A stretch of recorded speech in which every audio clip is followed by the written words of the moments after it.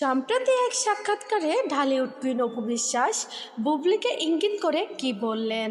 বুবলিকে ইঙ্গিত করে বললেন তার জন্য নাকি অপু বিশ্বাসের জীবনে আজ এত কষ্ট, তাকে নাকি মিডিয়ার সামনে তোলপাড় অবস্থায় হতে হয় শুধুমাত্রই বুবলির কারণে।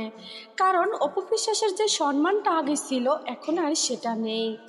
মিডিয়াতে ঢুকলেই শুধু অপু বিশ্বাস আর বুবলির ঘটনা। এ যেন নতুন কিছু নয়, একসময় ভালোবেসে বিয়ে করেছিলেন অপু বিশ্বাস। একটা সন্তান হওয়ার পরে তাকে ডিভোর্স দিয়েছে তার স্বামী শাকিব খান। তারপরে বুবলির প্রেমে পড়ে গেছে শাকিব খান। হ্যাঁ বন্ধুরা, এটাই ঠিক, বুবলির জন্য অপু বিশ্বাসের জীবনে আজ এত করুণ অবস্থা। তার জন্য এবার সম্প্রতি এক সাক্ষাৎকারে বুবলিকে ইঙ্গিত ইশারা করে গালাগালি করলেন অপু বিশ্বাস। আর তাতে খুবই ক্ষিপ্ত মেজাজি হয়ে গেলেন বুবলি।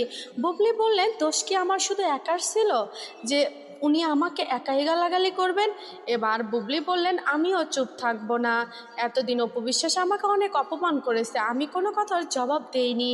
এখন তিনি দুই সন্তানের মা, তার এখন আরও বেশি জোর।